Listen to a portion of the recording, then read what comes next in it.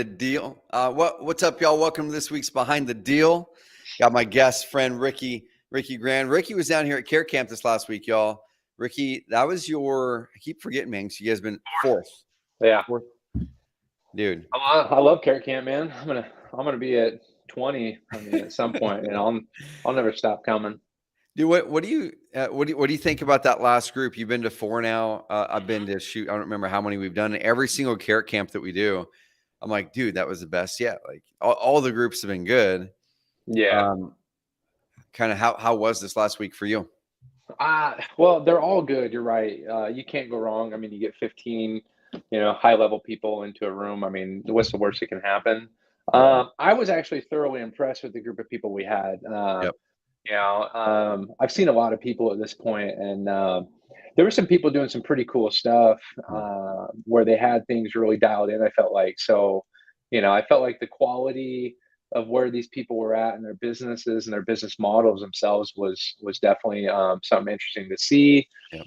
Even a couple people operating a little more like us. I never really expect to see anyone doing the whole gamut like me. And you had I forget the couple from Watertown, New York, Yeah. a little tiny place. That they were doing something very, very similar. So I Yep. thought that was pretty neat. Honestly, the first one I went to, and then the last one I went to was those are probably the two best groups I've had Yep. in terms of like what people had to offer and just the differences in there and different styles or different like focuses. I thought it was a real good like mixture of people we could all kind of pull from each other, and I took a bunch of nuggets out of it. So Yep. as always, thank you for putting those on. Love it, buddy. Well, guys, we're going to dive in on this Behind the Deal, and I'm going to give you like the high level notes on it. And I'm going to introduce Ricky here.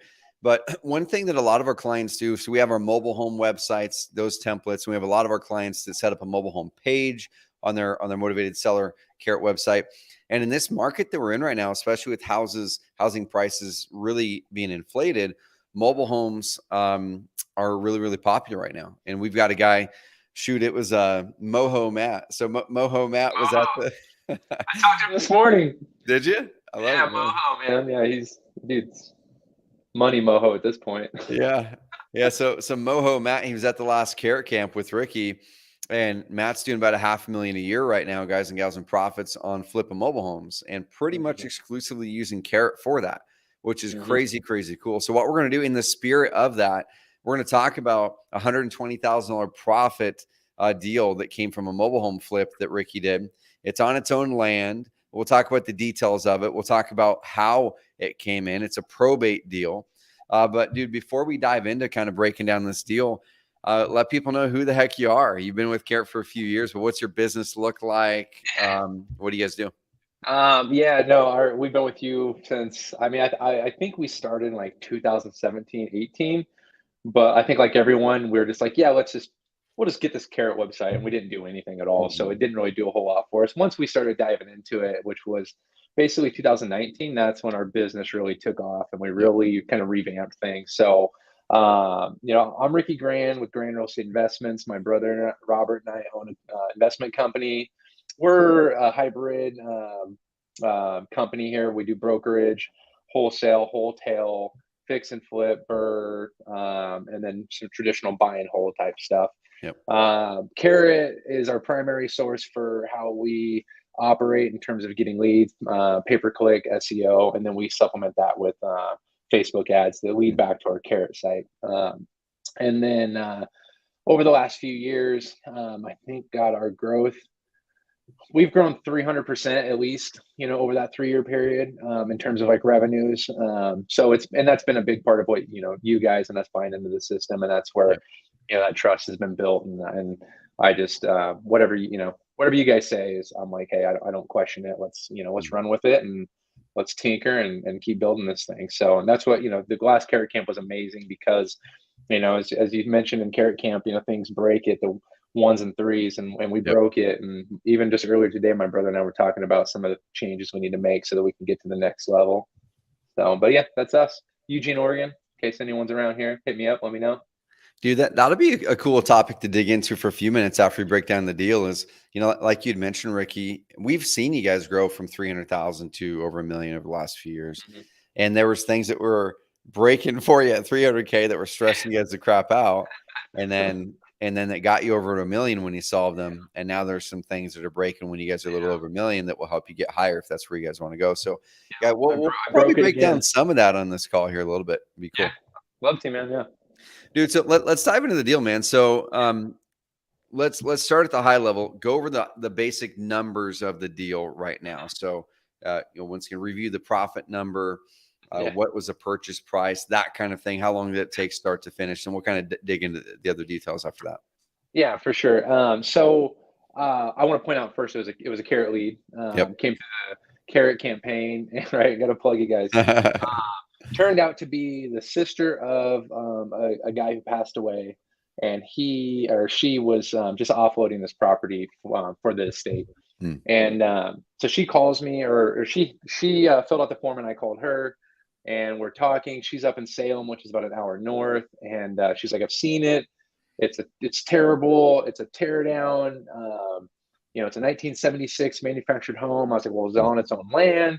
Said yes. That's a good thing. 1970, maybe it's a 77, 76 or 77, and which is eligible for financing if it's June 76 and newer. So Hmm. we just made it, and so I'm talking to this like lovely old lady. She's a nurse up in Salem. My wife's a nurse here, so we hit it off for that stuff.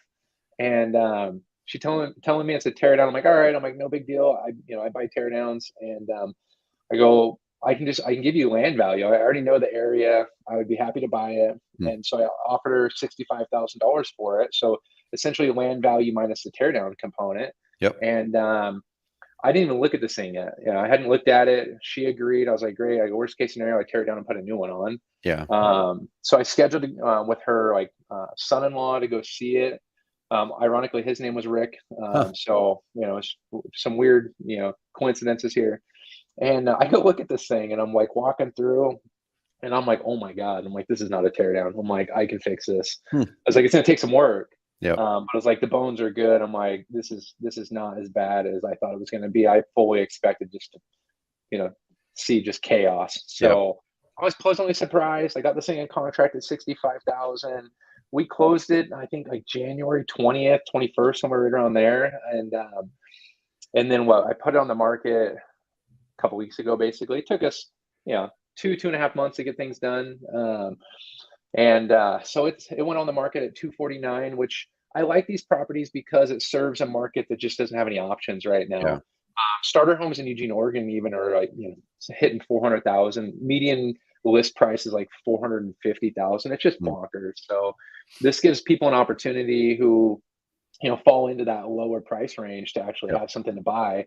And we don't put lipstick on a pig. Like everything we do it's quality, and it shows.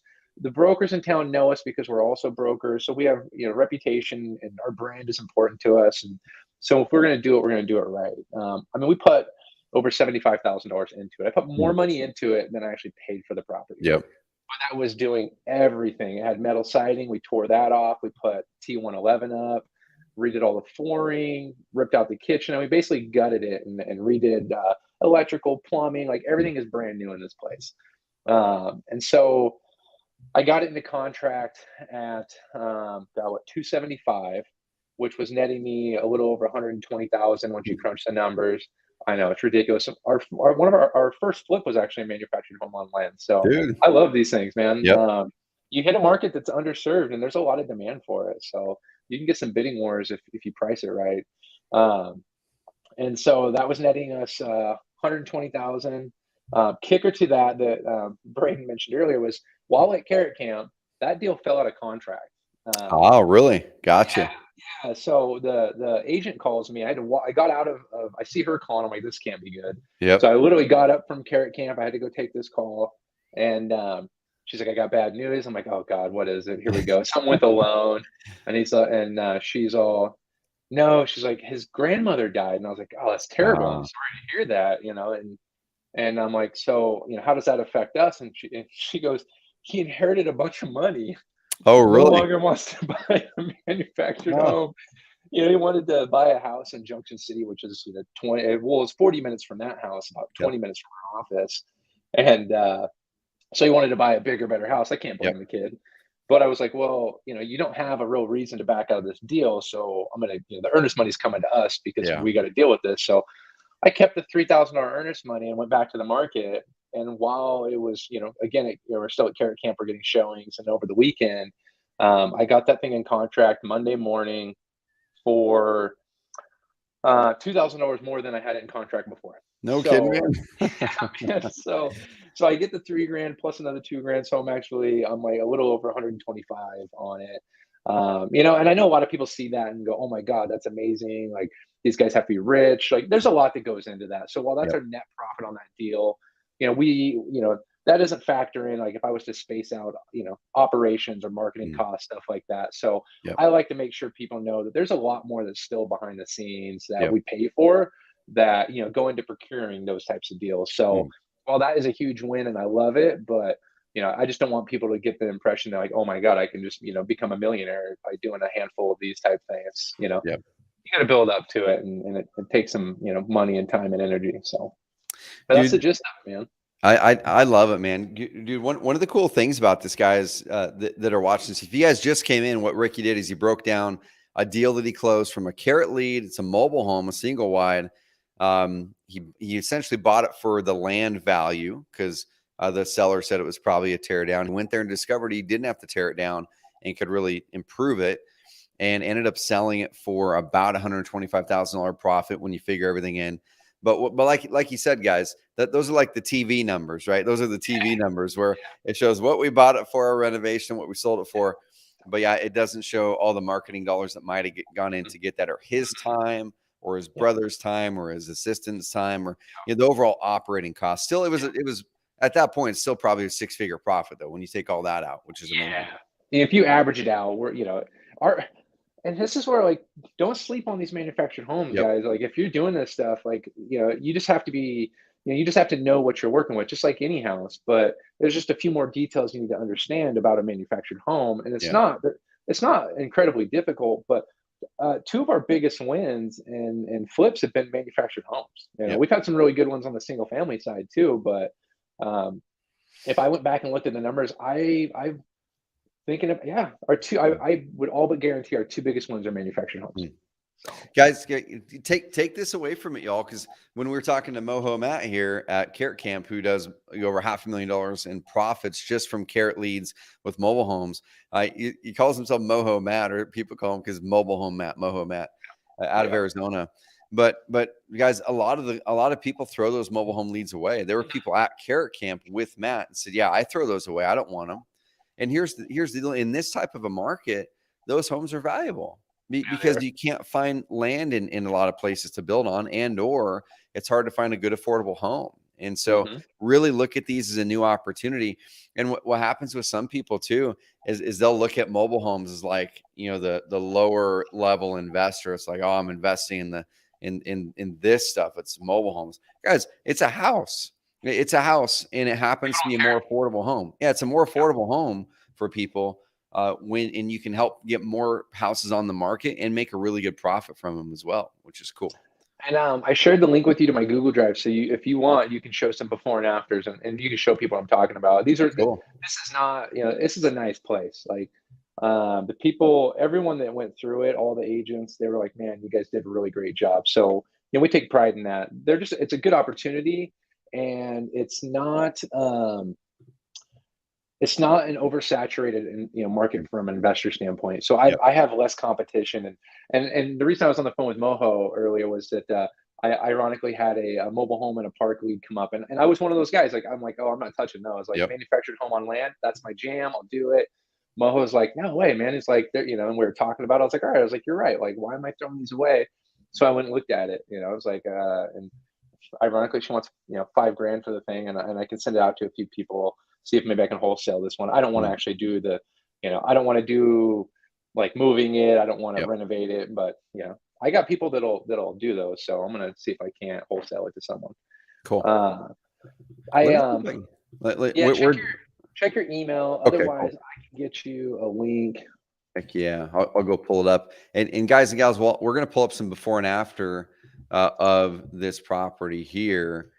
But one of the things I just want to really dig into even more like Ricky's saying, there we go. I got it now. I'll pull it up on the screen. Like Ricky's saying, y'all, the mobile home side of it, I think is only going to get stronger. I don't think it's going to get weaker. When you start to look at, where big investors are going and investing money, if you guys remember, it was probably 6 or 7 years ago now that Warren Buffett bought Clayton Homes. And he saw, like, when Warren Buffett's buying an investment, Warren Buffett is buying for the long term. He's not buying for the 2 years out or 3 years out or 5 years out. He's buying for for like the 30 years out, the 20 years out, Yeah. And so when we start to think about mobile homes, look where that big money is going. There's some big money going into buying mobile home manufacturers and doing things like that. And there's a reason. So let me There's a share lot of this. money piling into that space right now. Yep, there is, and there's a clear reason for it, because it's affordable. You can get people into a home when houses aren't affordable right now for a lot lower cost. Dude, this is gonna be a good before and after. let me share this, guy. Man. I love this one. So the gal said this is a teardown, and I think most of us honestly would look at this, and this is a single wide, right? So this is a single wide, 2-bedroom, 2-bath, like 950 square feet. Took a couple months to do it, and we work on other projects, so it wasn't like 2 months straight. Yep. Some bad pictures too. Pardon me. It's definitely in rough shape, but here's the cool thing, guys. I'm going to flip through some of these here because this might give you a good idea. If you're an investor or an agent, if there's agents watching this and you see a house like this, you might look at this and go, there's no way I can do anything with this. But there is. Ricky's an agent and he's an investor. And so. Yeah, there was no power, so I couldn't get, too good of pictures. Show the exterior here. Oh, wow. Like, you look at this thing and you're like, no way am I touching it. You have to have a vision. Like, if you can't look past this stuff, you're in the wrong business. You got to be able to see a canvas. And what can I do with this? How do I make this thing look? How do I make it pretty? And you'll see it. Dude. And we got a good team. We got a good team. This isn't just me. No, I'm good at acquiring. The reason I'm showing a lot of pictures here, because I already saw the after photos. That's when she uses to see all this, because this is the opportunity, right? And here's the cool thing too, guys. The work that Ricky did that I'm going to show you here in a second, beautified the entire neighborhood over there. And now there's this eyesore that's out of there, and it's going to increase the value of everybody's home. So the neighbors, when we were there, were like, thank you. They were so appreciative. They're like, this thing's been, just this ugly thing. Like, so the neighbors were stoked about what we were doing. This is insane, dude. Yeah, guys, look at this now. Not even the same, bro. Look at this thing. Oh my God, we gutted it and redid it. It's like, this is like a home now, man. Dude. Like, we reinforced the framing, plumbing, electrical. We did everything. Like, like, who's got tile backsplash? This is amazing, dude. And dude, the pictures too, you can't tell it's a single wide from the pictures at all. So I'm going to get to the outside pictures here, if there's any in here. There's a tile backsplash in the show the bathroom photo real quick. Yeah. In the shower, there's tile, because it was smaller than standard size, and it was going to take 2 months to get a special ordered one. It's like, forget it. Let's tile it. There we go. So, like, who's got tile in a place like this? Isn't that crazy, man? That's crazy. Let me show you guys the outside. Like, this project was one of my favorites. I love the way it turned out. Like, this is definitely like some pride for me with the way the guys handled this one. This is cool, man. This is cool. And guys, the cool thing here. So was this existing, or did you guys build the carport? Yeah, that was existing, but what we did was on the side of the carport, there was like that clear plastic. So we took that down and we put up plywood, and so we can and then primer paint it and everything, get it just to get it looking clean. And then we took care of any dry rot, and then repaint it. The siding on the house is all brand new, but the carport and shed were in pretty good condition, so we're able to keep that. Cool. Dude, this is an awesome job, y'all. Guys, if you didn't see this, or if you're listening to the podcast version of this, go to carrot.com/deal, carrot.com/deal, and check out the replay of this, because the before and after photos of the single wide are insane. I mean, I'm talking like, it looks like the apocalypse went off. and the single wide on the before, and then the after looks like it's this amazing home, which it is now. I'm gonna plug myself here because I did Yeah. some follow-up videos and stuff of this on TikTok. So Okay. if you want to look at some of the videos of me going through some of this stuff, I did a basically would you flip it type thing. Hmm. It goes through some of the photos and all that. And I may even do a video walkthrough of it, but you can find me Real Estate Ricky 541. So if you want some more there, and then you can also follow us on like Facebook, Yep. / Grand Real Estate Investments. So if you want to see some of our stuff, you can check it out that way. I love it. Real Estate Ricky 541, guys, go follow it up. He'll give the full walkthrough on there. I love it. So let me kind of recap this really quick, guys.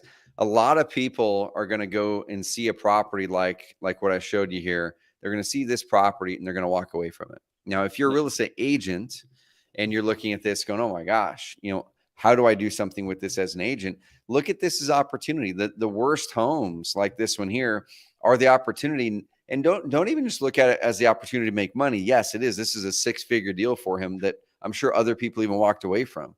But this is opportunity to beautify the neighborhood, to make everybody else's house around there better. It's not just, hey, I'm going to make a bunch of profit, which you are if you do this right, but it's also I'm doing a service to the community. Another cool thing with this too, guys, is a lot of people would take this and yank this out and put in a new one, which is fine. Or they would take this and just kind of clean it up and just make it a really low end home. And so what Ricky did is they put some more money into it, right? They put more money into the renovation of this than they did buying the land and the single wide together. Okay. But by doing that, it added so much value to the property that now it opened it up for a much higher price point potential because people are looking for quality at a 275 range. And he wouldn't have been able to get anywhere near that if he would have only put, let's say, 10 to 20 or 30K into making this just kind of pretty. And like you said, a lot of people will say, hey, we put lipstick on stuff and move. This isn't lipstick. This is like a full blown, I was going to say remodel. Obviously it is, but it's like a full blown makeover, dude. It's like, it's a gut job. yep. It's and that's where the brand comes in, right? Like I see stuff from other people. I know plenty of investors in my neighborhood, and I know their stuff when I see it, and I'm like, yeah, it's not bad, but nobody says that about ours. Everybody sees ours, and they're they like our work, and we don't skimp. We do it right. We even guarantee our work. We essentially give people a 1-year warranty. We're like, hey, if something goes wrong, you just call us. We'll come and we'll come and take care of it. If it's like mechanical stuff like that, we want to make sure that they're happy with our product. Um, and yeah, I mean, it's there's definitely opportunities, and the one thing like you already hit on, but is you're adding value to the neighborhood. It's not just like about making money. It's about improving your own community at the same time. So we're taking these rundown houses and giving people a nice place to live, and especially at that price point. Yep. I was talking to one agent and I was like, find me a nicer house for Mm. $250,000. And she's like, impossible. And I Mm. was like, exactly. That's why we took this on and did it. Yep. I love it. I love it, dude. So one thing I want to close the loop on here. I'm going to pull up the site. What was this lead through this carrot site or your guys' other one? No, it was through the house buyers. Yeah. Okay. And we're working on fixing some of this stuff. We Yeah. just kind of got out of whack with some of our stuff. But You're yeah, it came good. through the greihouseBuyers.com. And yeah, when did that one come through? It came through in like last November, I think. Okay. I locked it up like I mean, it was like the same day, maybe a day later, I got it in contract, locked up. But they were working through some probate stuff, so we didn't even close it until end of January or towards the end of January. And then, yeah, like I said, it took about 2 months start to finish on this. Yep. But that was also not full time. Like we have other projects going, so as we work through it, we move some of this stuff around. So there was a little bit of downtime in there, a couple of minor setbacks, nothing crazy, and then. Yeah, we have our team of guys. We have guys that work directly for us, and then we have our team of subs. So we, send out some of the specialized stuff, HVAC, electrical, Mhm. plumbing, and then our guys will do, flooring, some framing, installation, and stuff like that. But we have a pretty good network of people, so it's a team effort. This isn't like me and Yeah. my brother just like, oh, we go hit it out of the park. It's a team effort, and we got a lot of people supporting us. I mean, even like the staging, Shelly handles that. Yep. Her and Liz are amazing on the operations side. So it's a team effort to get these things going and to have a machine running. I love it, dude. I love it, man. And guys, I've got this site shown here, and so this lead, I'm looking in the back end of your site for this lead, and you guys do pretty good. It looks like with Facebook ads, you've got some AdWords going. Do We're you, revamping our Facebook ads right now. yep. Do you guys remember where this lead came from? Was this a Facebook lead or somewhere else? Um, I think it was a pay per click. Yeah, I'm Let me looking see if for I the can address on it inside the Carrot platform. find it real quick. I see the, let's see, I see 547 St. John. Is it that one? No, that one. I don't even know where that was. Like in Sutherland or Okay, something. cool. They might have called too. Actually, it might be in the one column. Yeah, that's what I'm wondering. Where is it? I know it's in here somewhere. I gotta find it. No, you're good. You're good. I know Cool. it came from Carrot. Cool. I like ask everybody, it. if 100%, dude. I yeah, like it. Well, guys, a couple things you guys can do. So I'm showing the Grand's investment property website here. So you've got over here, they've got Grand REI, which is their real estate investments website. It kind of starts to bring in the hybrid type of conversation, which is really cool, selling to an investor versus listing with an agent. They are a hybrid, so they can do both, and they do what's called the fix and list as well. And then they've got this site over here, which is the GRE house buyers. And so they've really locked this one in as their motivated house seller website. And for those of you listening to the podcast version, go to carrot.com/deal, carrot.com/deal, and look at this website or look at the video that we're walking through, because they've done some really good customizations to it. They brought in a Eugene photo that kind of blurs out in the background, brought in their credibility. And here's a couple things I would suggest you guys do. As you can see here, they've got their Google My Business reviews and a Zillow 5-star as well. But one thing you guys always want to do is anytime you put in your Google 5 stars like this, or Zillow 5 stars, or whatever it is, Facebook, link it up, because we found in our heat maps and our testing that people do hover over the top of these so they can go verify and prove it. They want to verify and prove that someone just didn't grab an image off of Google Images and throw it on there. So when I pop over here, I can see that they do have the 5-star reviews, and they've got some and great we're reviews. terrible about getting reviews. But that's one thing that Liz, I literally just sat on her desk the other day and talked her through. I was like, this is what we need to do. We Yep. got to get better at it. It's one of those things that's like the last thing on the list, and you're like, but I'm already moving on. So, but it's important, like it's your credibility. And we've been terrible at it, but I'm gonna get 10 to 12 reviews over the next 6-8 months is my plan. So I got Liz working on that. It was a Facebook ad. I went and checked in my CRM. Cool. And it was a Facebook ad that we ran. But everything that we run on Facebook directs to the Carrot site. So once we get them in the web, we keep them there. Heck yeah, dude. And kind of looking at the keyword tracker. So if you're a Carrot member, guys, make sure you're using the darn ranking tracker in here.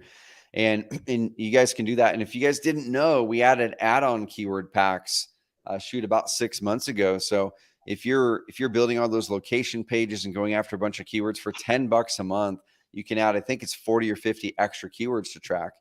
And so right here, they're ranking really good for a lot of their phrases. So, top 5 for We Buy Houses in Eugene, cash home buyers, Eugene, number 5, sell my house fast, Eugene, number 1, which that's an amazing keyword right there. And then of course their company name and other variations of sell house fast in Eugene or different cities. They're starting to pop there. And this one here, sell your house fast in Albany, probably doesn't get a ton of searches, but those who do go there are going to be good quality leads. And Albany is about 45 minutes from us, so it's an easy drive up I-5 for me. Yeah. And it's you can see here, guys, I'm showing you this to show you some tactical stuff. It's their Albany page that's ranked really well there. Okay. So he's got an Albany page and a Eugene page and probably some pages for the other cities. It's very modeled after the homepage, but it's just tweaked up content. So it's more unique for that area. So guys, use the keyword tracker. If you're not using the keyword tracker, we've got some cool stuff coming out on the keyword research side of it that we're going to put into beta here not too long to help you guys kind of pinpoint your keywords or the keywords you want to use. And also there's another feature in that that'll be into beta, and we'll keep making it better, where you can put in your URL or the URL of your competitors and see what keywords they're already ranking for in the traffic that's likely coming in.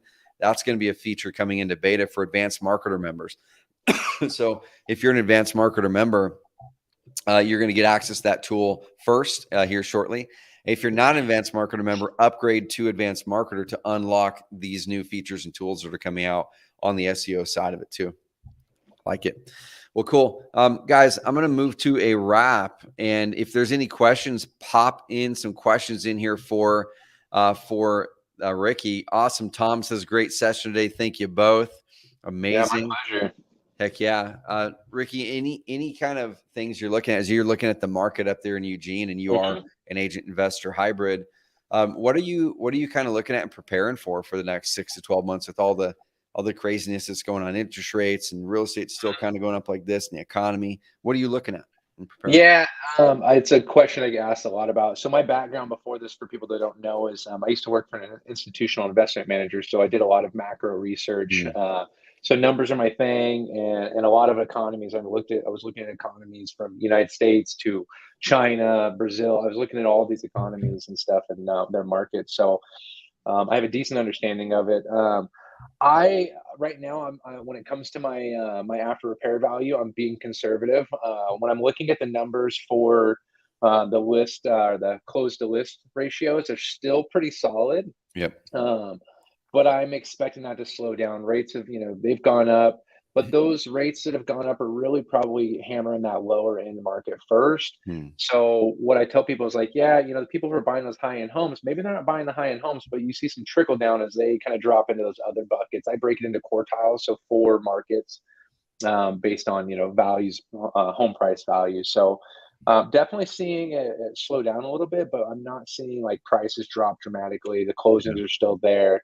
So anything that we got going right now, like we feel really confident about, and anything that I'm purchasing going forward is going to be with being a little more conservative. And you mentioned Warren Buffett. I'm a value-based guy. That was my background when investments.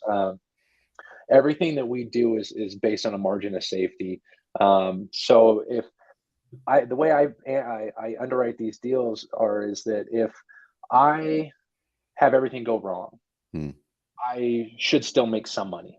Maybe I don't make a ton, but I don't lose money, and therefore my business doesn't go under. So I'm talking if I had to like hack the price, 20%, if my costs overrun by 20%, what does that look like? So basically doing call it a stress test, so to speak, on our deals to make sure that the margins are there, unless it's like a cosmetic one that we know, or, if I know that the deal is like super solid and, some particular areas where houses are really in demand in our area, there's some submarkets, we can be a little more aggressive on those. But overall, I'm taking a much more conservative approach on things. I think it's prudent. I think everybody should be doing that. And then just being transparent with the sellers, letting them know, like, hey, things are slowing down. Like, it's important, for us to make sure that we're on the same page with this. So whether it's our clients or sellers that we're working with, because inevitably you still have people thinking that the market's like, never going to stop, and that's not the case. Last quarter's GDP was negative, so we could be teetering on a recession. The Feds are talking about even raising rates. Some people are calling for a 1% raise. If they start doing stuff like that and start selling off their mortgage-backed securities, then we're going to start seeing, recessionary pressure on the market. And while that's more going to happen as the economy as a whole and on like the stock market, because that's what everybody follows, you'll have contagion that'll trickle into other markets, right? So think about someone who has a $2 million portfolio in the stock market, and the stock market crashes 30-40%. Well, let's say for math, it goes 50%, right? And they drop to $1 million. How likely are they now to go buy $1 million home? Probably not very likely. So then you'll see it trickle in. Higher end markets, bigger markets are going to get hit first. We're in, I call it a tertiary market just because of our size, but I don't really, from just a makeup standpoint, I don't really look at it as a tertiary market. We have a lot of good things going for us here, but size wise, we kind of fall into that. So I'd expect to see like Portland get hit first, Seattle get hit first, Phoenix, LA, San Diego. So those are the areas like near me that I pay attention to. But ultimately, the market's not going up forever. I also don't think it's going to be this like catastrophic collapse either, Yeah. until some new information comes out. Um, and then actually, new home sales. I don't know what the permits. I'd have to check on the permits, but I know building slowed down too. Construction costs have been skyrocketing. So, Yep. but I also welcome it. Like this has been overdue. Like this market has been Yeah. absolutely crazy, and it needs to have a correction. You can only kick that can down the road so many times before you just create a monster that is going to be a monumental collapse. So I think it's from a healthy business standpoint, letting the economy and the business cycle do its thing, I think is important, Mhm. for like long-term viability. But politicians think short-term because they want their money and they Yep. want to worry about reelection. That's Dude, my you're spot on. You're spot on, man. I love everything you said there. And guys, on the long term, kind of the way that I look at it from the investor and agent side as well, well, even the short term is with the interest rates that are going up. The challenge that we've had in the market this past year, especially, but 2 years, has been inventory, right? And so when you have 1,000 people that are able to buy, let's say, a home at $250,000, and they're all looking for a home, and now let's say that the interest rates go, but there's only let's say there's only 100 homes for those 1,000 people, or 50 homes for those 1,000 people, right? So your prices go up, and some people aren't able to buy a house, and then interest rates go up. Let's say now that there's 500 people, so it cuts the buying pool by half, but there's still the same 50 homes, right? The demand is still there, and so your values are still staying strong even though interest rates have gone up. It's not that people's buying power is not getting cut. It's that the pool is so big of the people who are still wanting to buy, and the inventory is still so low. And so then when you look at what Ricky had mentioned about new housing starts going down, and things like that, because of inflation, because of costs, and all the things that are going around, that exacerbates the inventory issue. And where we can help get inventory back online is the exact thing that we walked through today. It's like that house was not usable. It wasn't functionally usable. And so you guys and gals, as investors, as agents that are doing the hybrid model, or just agents that partner with investors in your area like Ricky, you guys can help get inventory and create inventory where there isn't inventory, where a house is run down, where it's no one's paying attention to it. Create the inventory out of thin air. But yeah, definitely step into this phase, y'all. This is the time to make sure that the businesses are tight, that you have a really good eyesight on your margins, that you're not buying with appreciation in mind. You're not overpaying on properties right now, that you're not overextending yourself in too many flips and too much debt out there that could get called on you potentially, if it's on the line of credit where they can call it at any time potentially. Just make sure you're not putting yourself in those spots that could break the bank. And so that's what I always look at, is I always look at and go, okay, before I start every year, I do planning, and I go, okay, first of all, here's the goals, da da da. But then we go into what could kill us. Like we write down on a piece of paper what could actually kill the company, and hopefully there's not a lot of things, but there's likely some, right? Mm-hmm. Likely some, and so write down the list of those things that could kill the company or cripple it, and go protect against those first. And if you're too over leveraged on debt, that could. So how do you protect against that? If you don't have enough cash and reserves, that could.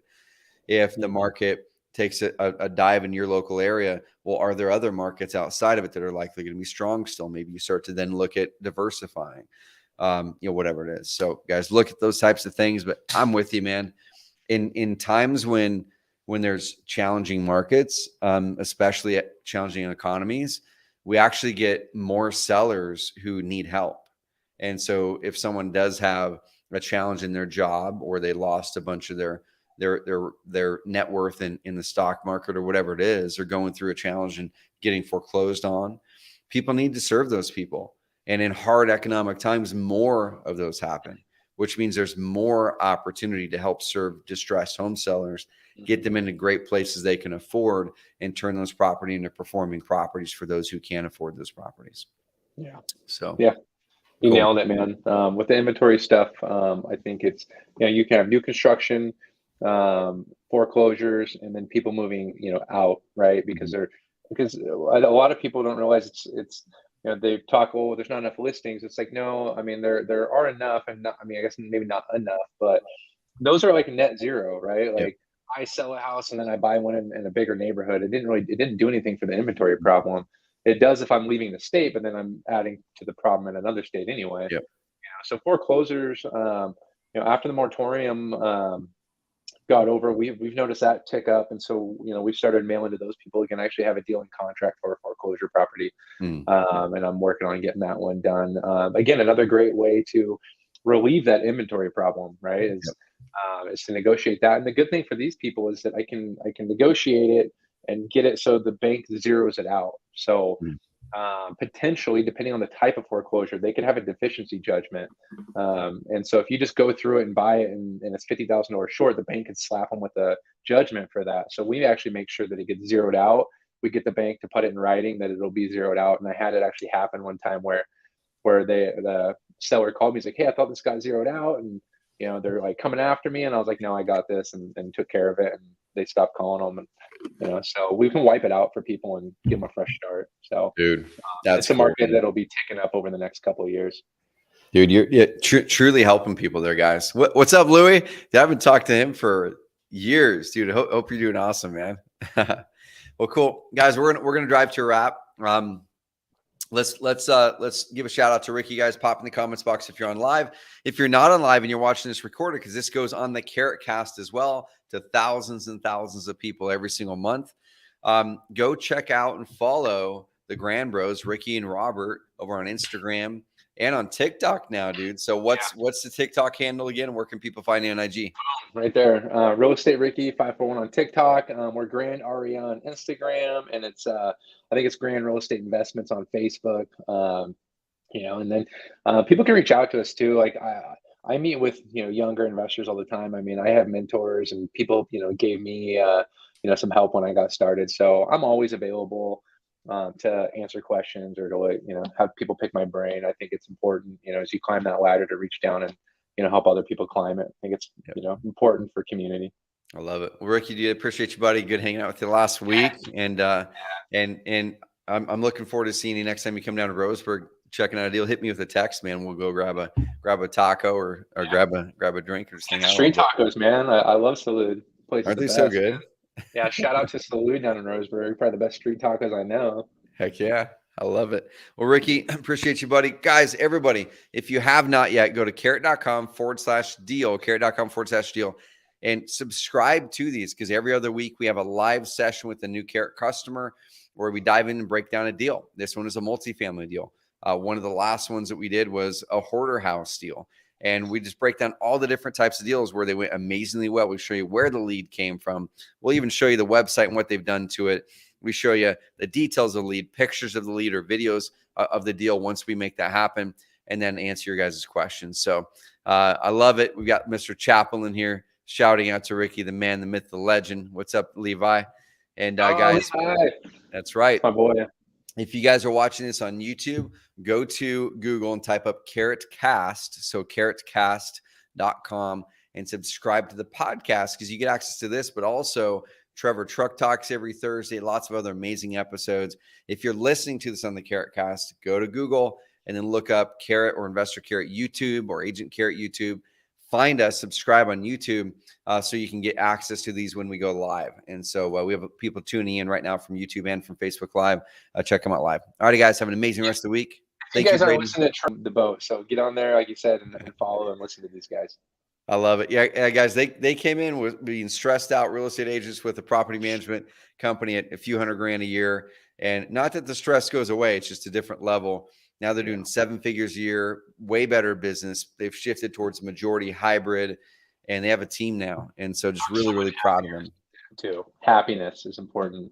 Dude, that's the most important part, man. I remember the first Carrot camp, especially you were in that spot where it was just like, man. I was in shambles, bro. You were in the grind, man.